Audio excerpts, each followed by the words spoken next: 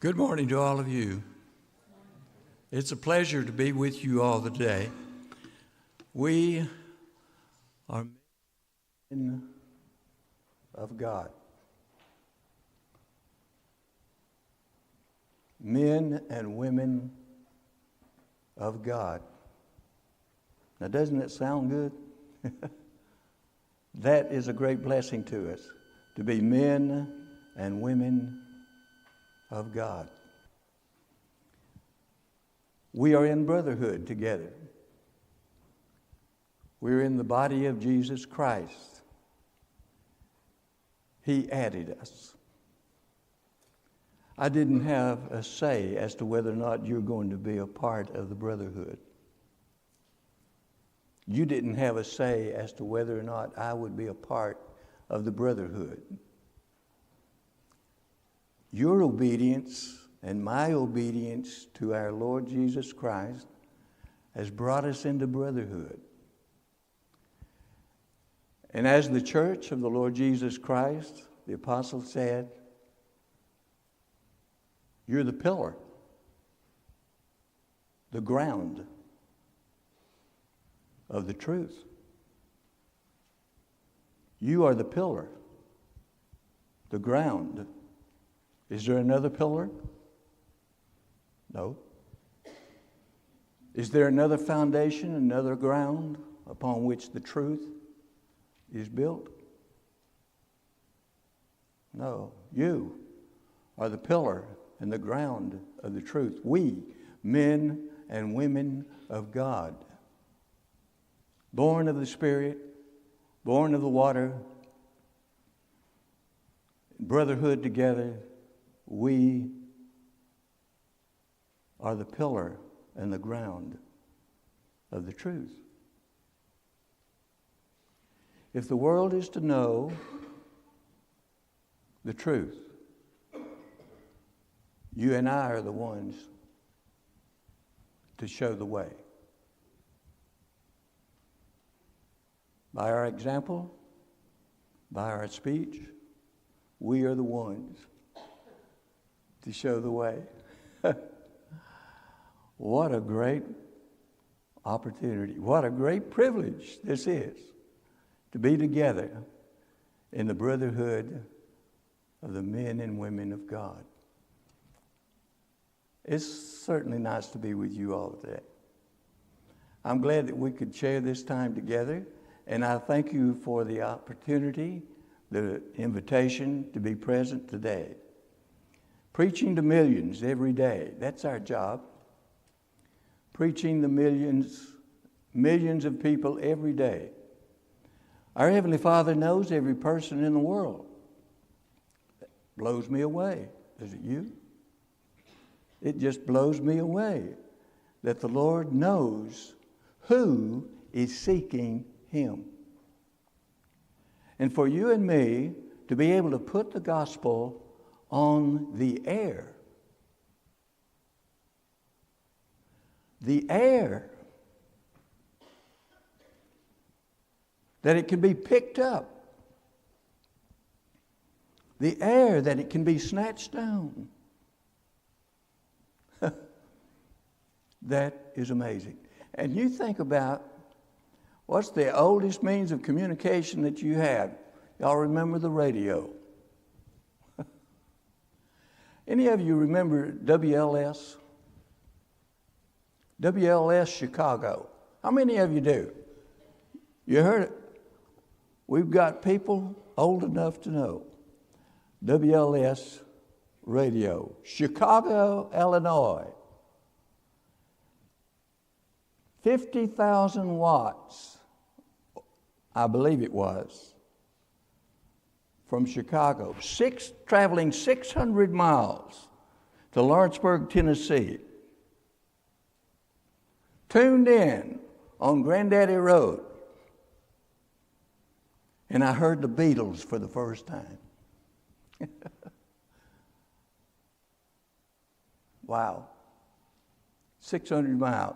I have a radio program that's traveling 600 miles into Russia now. Twice probably 3 times a week, on Tuesday and Thursday, and probably also on the weekend. I know of a man, a Swedish man, who heard the broadcast and told me that he heard it on a Sunday. And he got the website from the radio program, and he sent me a message talking about the radio message. He heard it on Sunday. Well, that just confirmed to me what the president of that radio station told me, and that is, you buy another day,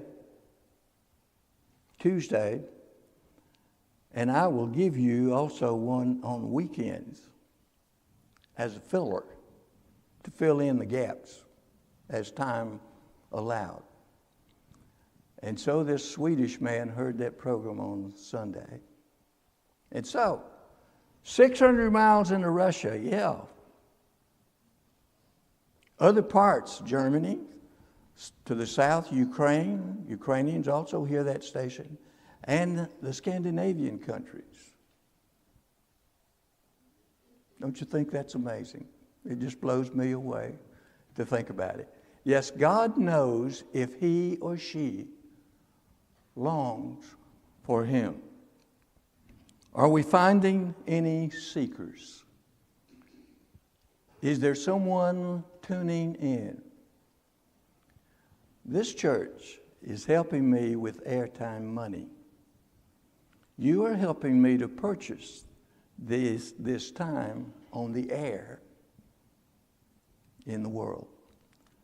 And I want to tell you about it today. Of course, the Great Commission is truly great indeed. The Word of God is not bound, we're told by the apostle. No time is it bound. It's just not isolated on Sundays. No time is it bound. Nowhere is it bound. And certainly not on the airways of the world is it bound. Once we can get on the airways of the world, we don't know what God might do with it. These are the places that I preach from every week. You see in the United States the Tennessee Star. Well, I preach every Lord's Day. Heard it this morning from WDXC in Lawrenceburg. That's where it all began. And everything that you hear on that station will be heard somewhere in the world at some point in time as it goes to these other stations in the world. But I'm also heard now, the radio program is also heard in Memphis area, in Chattanooga, and also in Huntsville, Alabama, in a powerful FM and AM station there, broadcast in the southern Middle Tennessee. In fact, I can scratchily hear it here in Pulaski. And then also in North Alabama and Huntsville area, well over 1 million people are under the airway of that radio station. But then you see a Florida place, a star on the map. This represents a couple of shortwave radio stations that transmit from the same area in Okefenokee, down in South Florida. And these are shortwave stations. And so I broadcast toward the south and I broadcast toward the east from those stations. And then coming on over to Africa, you see the little star down in the country of Liberia. I'm on 6 FM radio stations in Liberia. And then if you go north into Europe, you see that star over Italy, and that's from Milan, Italy. That's a powerful radio station. Once I got on that station, all of Europe started lighting up at my website. People coming from all the European countries to my website. I can tell where they're coming from to access the website. And I also can tell how many things are being downloaded on any particular or through any particular communication tower. I can see unusual activity on a tower. I can find out where that tower is located. In fact, it gives me a map as to where that tower is located. And I can tell that so many radio sermons went down that tower into this neighborhood or wherever it was this person was accessing that tower from. When I started preaching several years back on Milan, Italy radio station, they have an AM, they have an FM, but they also have a medium wave that reaches all the way to Great Britain. They also have a short wave from a tower in Bulgaria that reaches, well, I'll show you how far it reaches in just a moment. But then across the sea, the Adriatic Sea to Albania.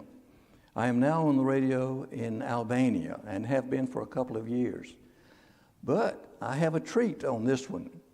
The radio station told me that they would translate my radio programs into Albanian for another day of the week. In other words, for a second broadcast. Well, the radio station said that they would do that. But I happen to know the preacher.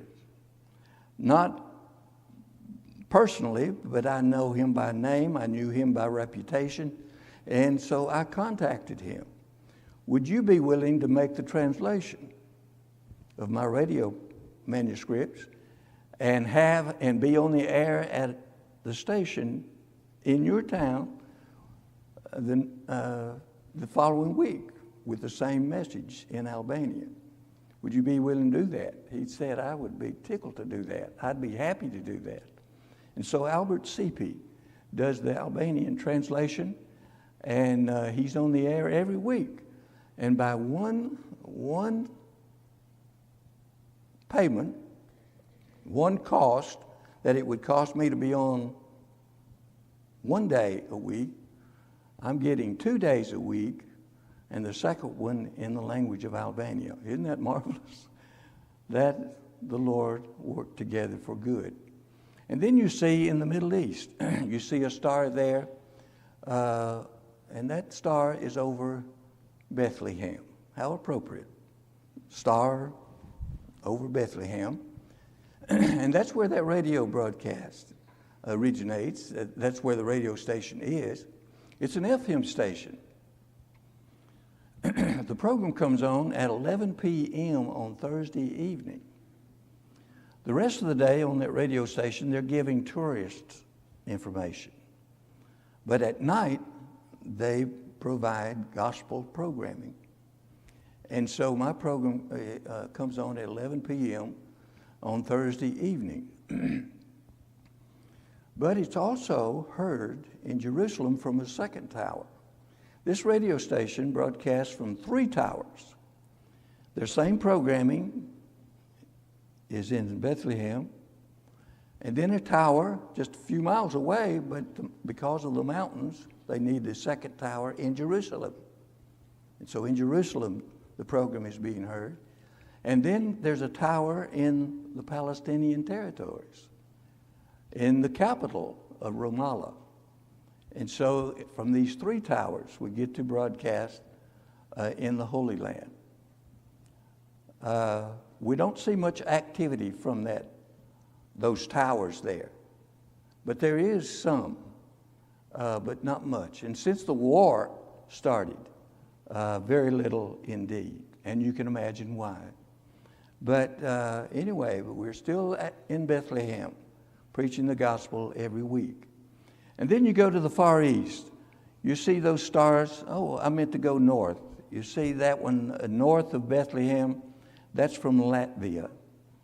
And that's the station I refer to as once having been in Moscow, downtown Moscow. And I was preaching for several years from Moscow on Thursday evening. And then I bought a second time on Tuesday.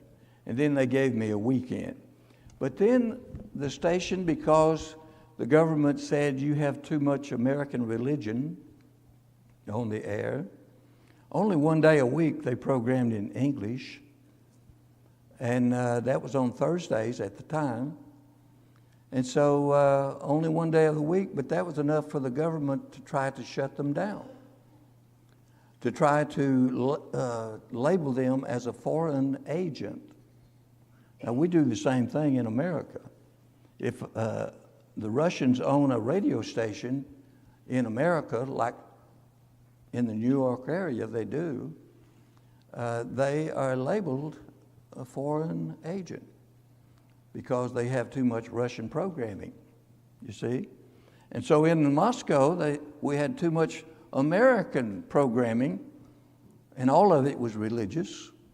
So they were taken to court. And so finally, the pressure is so great, the radio station moves to Latvia, 300 miles to the west. And lo and behold, now their signal, whereas once it was located mostly in the Moscow area and couldn't get out because of the traffic you see in the air, now in Latvia, not only do they reach Moscow 300 miles to the east, but another 300 miles, I've gotten a message from someone there, another 300 miles further east. And so here we have a WLS in Latvia that can reach 600 miles into the country. And so we are blessed. And we've had that, this is one of my oldest stations actually, from Moscow and from Latvia. And then we go to the Far East. You see those two stars over there on the right side of the picture. The nearest one is Radio Taiwan. It is a 100,000 watt station, and it reaches China all the way down to Hong Kong, and probably even further than that. But Chinese can hear the broadcast in English from Radio Taiwan. And then you see one farthest to the right. That star comes from an island, and it's a shortwave station. And they broadcast every Friday from that station. Our program reaches, it's a shortwave, and it reaches into Southeast Asia. And so here we have, let's see, have I gone dead here? Hope not. Advance the next slide if you can. There we go. You see, this happens on a Sunday today. I'll be heard on the air for anyone who has a receiver. I can be heard in all of the South America. And then also in China. That Radio Taiwan program is on Sunday. And so the Chinese are hearing on the air today. They can hear that gospel program. And then let's see, oh, right, now my clicker is clicking again. Mondays and Wednesdays, I'm heard in the air, at least I'm over the air, the whole continent of Africa, where 1 billion people live. On Monday, I'm heard in Southern Africa. And then on Wednesday, I'm heard in Northern Africa, above the Sahara, the Mediterranean Africa. And so that's what happens from that station. And then here from the Milan station, that tower in Bulgaria reaches and keeps on reaching. It's a powerful shortwave station. It reaches all across the Middle East. I get lots of traffic, even from Russian states. All the stands, you remember STAN, the stands, Kyrgyzstan, I can't even say them all, but I get traffic to the website from those nations, and the only way they can hear my program is from this Bulgarian tower and that shortwave signal. And so I thank the Lord for all of that. And then on Tuesdays and Thursdays, and then on the weekends too, I'm heard from that Latvian station. And then on Friday from Palua, the island of Palua. And then we have Albania every week, twice a week in Albania, once in English, once in Albanian. The gospel is heard. And then you see Liberia. We're on 6 FM stations scattered about the country in Liberia. Liberia is about the size of Tennessee. And so there's 6 FM stations that we are now on every Saturday in the country of Liberia. And then, of course, there's the internet. On each one of my programs, we advertise the website. And people come, so far this year, from 89 different countries in the world. People have come to the website.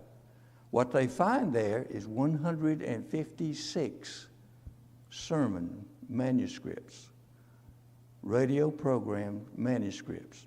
They can also find several audio programs. And so they can download the audio and listen to it in English. But most of the people choose the PDF files, the written English. And you can understand, coming from 89 nations, how they would prefer it in writing rather than simply to hear it. And so that's what we do in the internet. The gospel content of each of these programs, we start with an attention step. We then go to the need step. We teach people about their human need of what I'm about to tell them. And then God's remedy for the need. This is the way that we do every single radio program. I have 260 of these. If you hear my radio program this morning on WDXE in Lawrenceburg, you will hear that program again on Sunday morning in 6 years. That's how much programming I've produced with the Lord's help. And we've been able to do that since starting in 2010.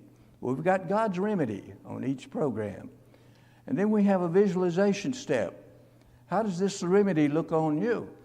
What kind of a change will this make in you? That's the visualization program.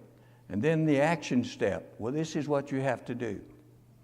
This is what you're going to have to do. Do this.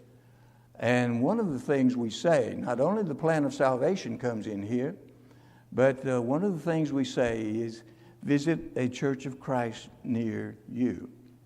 This morning on the radio in WDXE, I heard someone say, visit a Church of Christ near you where you will find someone to help to baptize you into Jesus Christ. That's what I said this morning in Lawrenceburg. And so do this. And so that's the way every message, 260 messages, this is the way it's constructed with these 5 steps. Then we have Jesus is the Voice of Truth, the website content. You can hear free Voice of Truth broadcasts. You can hear free Voice of Truth manuscripts, read them. You can take a free online Bible course. It can take you to World Bible School in Austin, Texas. These are some of the top 10 downloads for this year. The Godhead series. Do you believe in God? Do you believe in heaven? Do you believe in Jesus? The Godhead series. The Sinner's Prayer. That's a single radio, and it's an interesting program. I have one program called The Sinner's Prayer. And it's interesting that one is number 2. The first one is a series, several in that category, you see. But this is The Sinner's Prayer. Understanding Christianity is a series, too. Restoring New Testament Christianity is a series. The Church of Christ is a series. The Bible is a series. Homosexuality is a single message, and it came up number 7 so far this year. People after God's own heart is another single message, and it's number A Short History of Christianity is a series, and the key to interpreting the Bible is one message, and it shows up number 10 as among the top 10 downloads so far into 89 different nations this year. Here's some others. Do you believe in God? Calling on the name of God. Disqualifiers. Marriage is about a bed. Man's research in God's Word. Will we know one another in heaven? Who can be saved? Sacrifice. If the Church of Christ should close,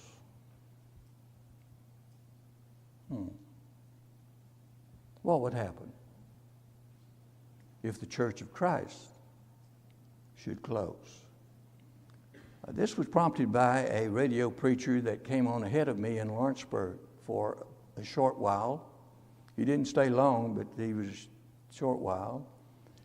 And he had this thing against the Church of Christ, and I mean every Sunday he's raking us over the coals. I mean, he was saying, I had members at Gandy to come and say, why don't you answer that guy? Answer that guy. They kept at me. Answer that guy. Well, I tried to make a practice not to. In other words, to preach the gospel, not naming anybody's names. But one day I heard him say, the Church of Christ should close. Well, I couldn't get past that. So I developed 2 programs, back-to-back programs, where we said, if the Church of Christ should close, what then? And that's the subject. Well, visitors to the website last year came from 117 different nations. And this year, so far, it's 89 nations through September. This is how many souls came to the website in 2023. They came from 117 nations, 11,229 people visited the website. This does not count when they came back a second time or a third time or a fourth time to get other things and to download other things from the website. And so we're talking about a whole lot more downloads than this. But that many people, new people, arrived at the website during last year.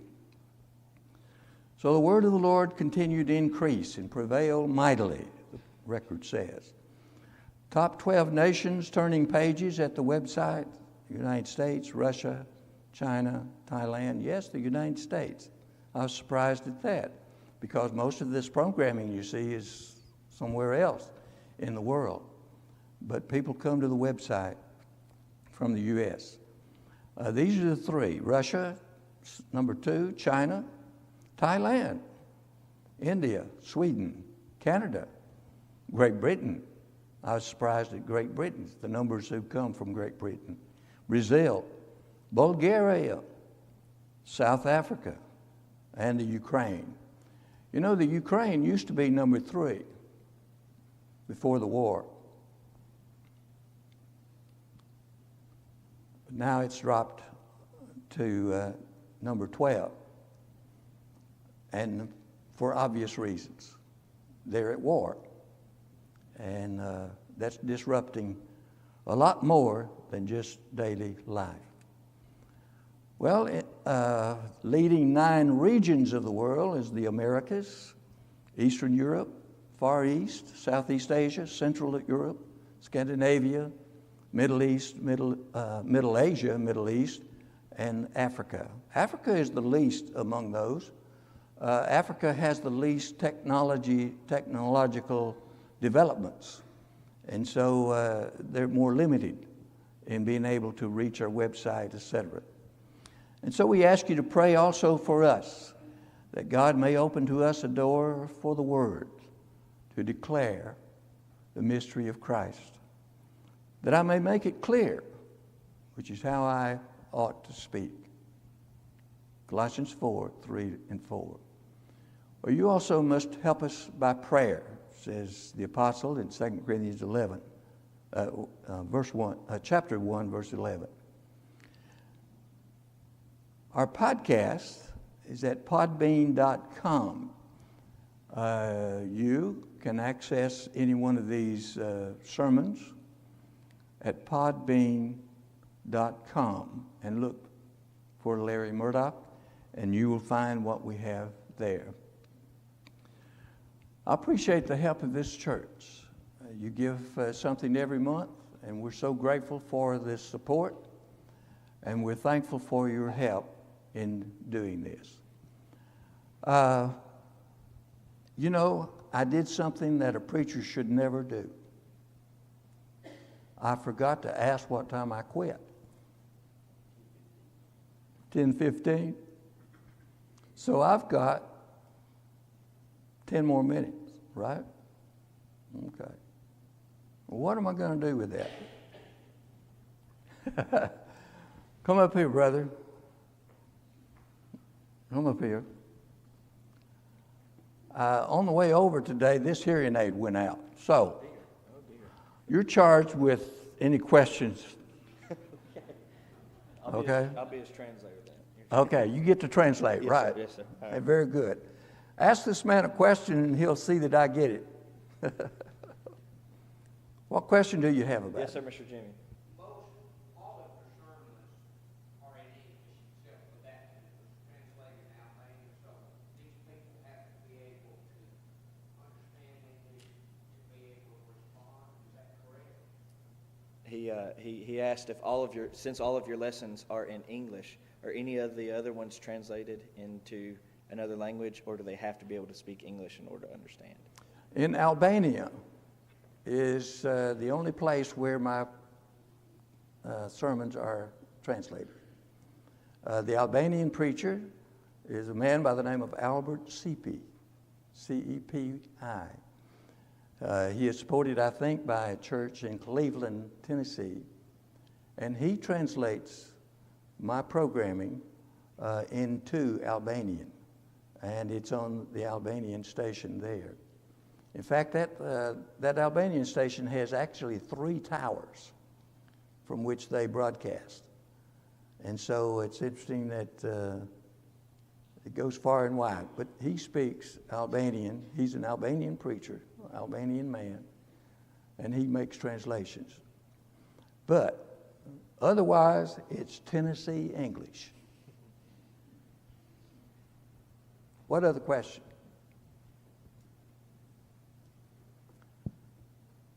Be happy for you to ask.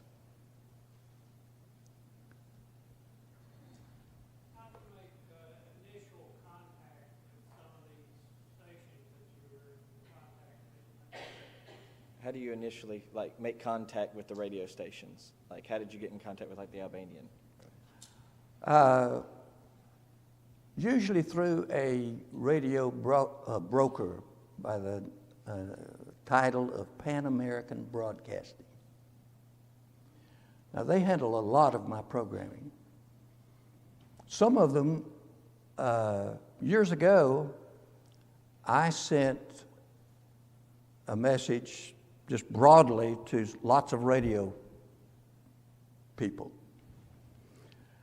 I got back one response from a Russian who had a FM station in downtown Moscow. And I began to put my program on his radio station. And he's the one, because of political pressure, he had to move from Moscow to Latvia. And you saw the screen, the graphic that showed from Latvia a circle of influence. And he now has a powerful radio station in Latvia. He moved his station from downtown Moscow. And lo and behold, I can get further into Russia from Latvia than I could from downtown Moscow because of static, et cetera, et cetera. But this guy is,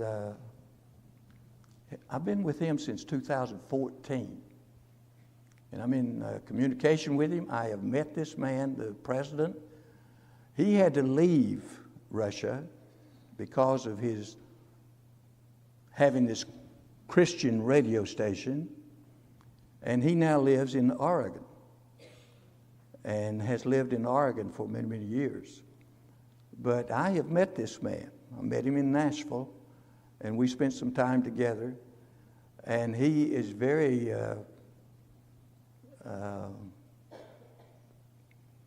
interesting man to talk to. But I think he was driven out of Moscow because of the pressure that he had too much American religion on the air. That's what the authorities told him. They began to put him in court and tried to make him a foreign agent because of just one day a week he was programming in English, and it was all religious programming. And so they tried to make him a foreign agent, which would have meant a whole lot of money. And so he decided to move his station. He moved it to Latvia. And I've been in touch with this man, known him, and met him now. Met him in Nashville, Tennessee. And quite an individual. And he raves about the simplicity of the gospel of Christ that we preach. And so I'm thankful for that. But did I answer the question? Yes, sir. Oh, okay. Sometimes I don't. Yes, sir, Mr. Jimmy. Do you have any way to monitor the number of conversions your program has generated? Do you have a way to monitor the number of conversions that are caused by the radio program? The number of conversions, difficult. The only measurement I have is the internet traffic. For instance, there have been over 7,000 people who have come to my website. The website is advertised on each program. And that's the only hook that we have on the program. Now, in Liberia, we do it a little differently. The hook goes to a preacher in Liberia who is a radio preacher himself. He regularly reports about every 6 months what is going on with the traffic from our radio programming. Last year, 30-something people were baptized in Liberia because they had heard radio programming. He is also a radio preacher, so they get it in the Liberian accent as well as... In fact, he sent me a message probably a year ago, some messages about messages he receives. And so he gives me a sample of the messages he receives after our programming. Our programming is back to back.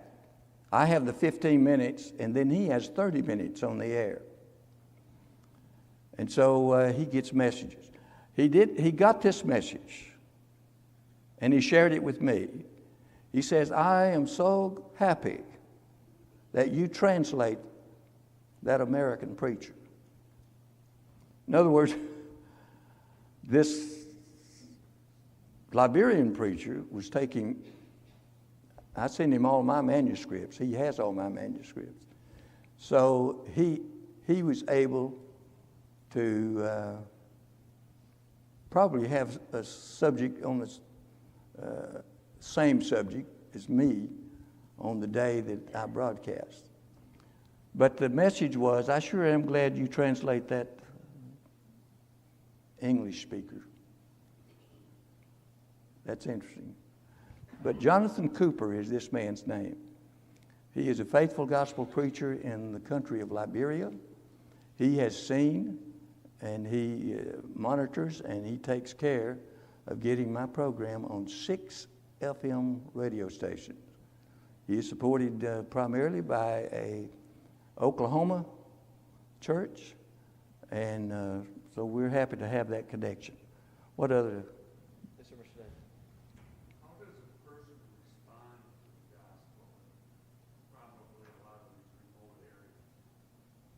How is it that a person responds to the gospel in some of these remote areas?